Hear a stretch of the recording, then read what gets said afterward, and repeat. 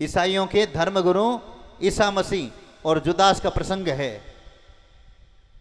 एक दिन ईसा मसीह अपने 12 प्रमुख शिष्यों के साथ में बैठे ज्ञान चर्चा कर रहे थे, ईश्वरीय तत्व की चर्चा कर रहे थे। उसी दौरान ईसा मसीह ने एकदम अचानक कह दिया कि आप में से ही कोई मेरे जीवन का शत्रु बनेगा। तो एक शिष्य ने उठ करके कहा, गुरुदेव ऐसी बात आप क्या कर रहे हैं? कहीं मैं तो नहीं हूं, मैं तो ऐसा नहीं करूंगा। तो ईसा मसीह ने जवाब दिया कि यह तो समय बताएगा। क्या बताएगा? समय बताएगा। यह बात कहने वाला उस शिष्य का नाम था जुदास। क्या था? जुदास। उसकी बात पूरी नहीं हुई तो एक अन्य शिष्य ने यह बात कही थी, गुरुजी अगर आपके साथ षड्यंत्र होगा, मारने की साजिश रची जाएगी, तो वो मैं दिन देख नहीं पाऊंगा और मैं अपने प्राण त्याग दूंगा। ईसा मसीह ने कहा, आप अपना वचन नहीं निभा पाओगे शिष्य, तुम अपना वचन नहीं निभा पाओगे।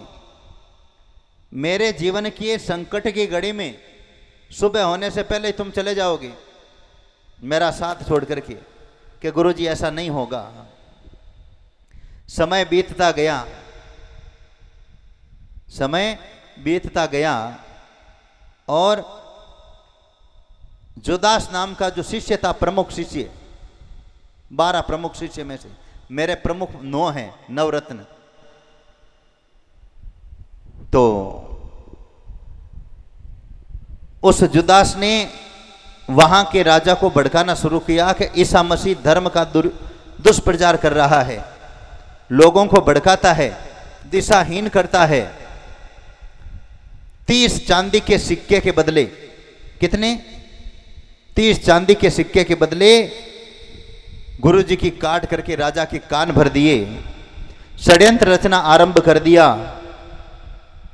और एक दिन राजा ने ईसा मसीह को दरबार में बुलाया और कहा कि तुम धर्म का दुष्प्रचार करते हो, इसलिए तुम्हें सजा सुनाई जाएगी। और राजा ने अपने वजीरों को बुला करके, वहां की भाषा होती है वजीरों, राजा ने अपनी भाषा होती है, अपने मंत्रियों को, सलाहकारों को बुला करके सूली की सजा दे दी। यहूदियों के अंदर, ईसाइयों के अंदर सूली की सजा बहुत कठिन होती है। सूली का मतलब होता है क्रॉस। क्रॉस के अंदर आदमी के हाथ ऐसे किले से ठोक देते हैं, पैर ठोक देते हैं। और ईसाइयों के देखा आपने, क्रॉस लगा हुआ होता गले के अंदर। तो ये सजा इतनी भयंकर होती है कि कोई 12 घंटे में, कोई 2 दिन में, कोई 3 दिन में, कोई 4 दिन में, कोई 5-5, 6-6 दिन में, बाद में धीरे धीरे खून निकलता रहता है, किलों से ठोक दिया जाता है। ऐसे हाथ रहते हैं, किले ठोक दी जाती है पैरों में, हाथों में, धीरे धीरे खून की टोप, रक्त की बूंदें गिरती है और उसमें आदमी दर्दनाक मृत्यु को प्राप्त होता है।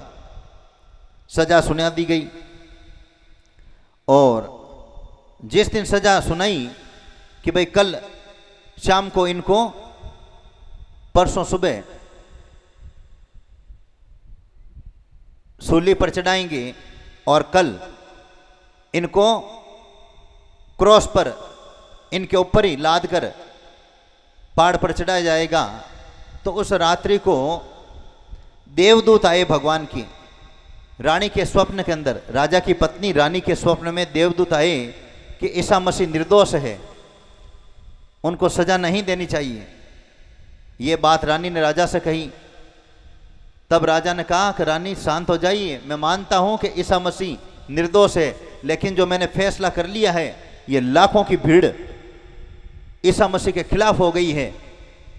अगर मैंने ये सजा माफ कर दी तो ये पूरे महल को तहस नहस कर देगी, अटैक कर देगी, इसलिए मेरे हाथ से ये डोर निकल गई है। सारी बाई जी लीजिए। हाँ,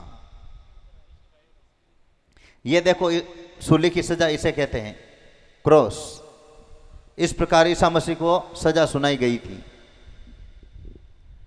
तो दूसरे दिन सुबह लाखों की संख्या में राजमहल के बाहर भीड़ इकट्ठा हो गई ईसा मसीह को सूली की सजा देखने के लिए। और वो क्रॉस पेट पर लाद दिया गया लकड़ी का, और वह ईसा मसीह चलता गया। शाम हुई तब जो शिष्य था, जुदास ने तो अपना काम कर दिया, 30 चांदी के सिक्के लेकर के षड्यंत्र कर दिया, मौत की सजा भी मिल गई ईसा मसीह को।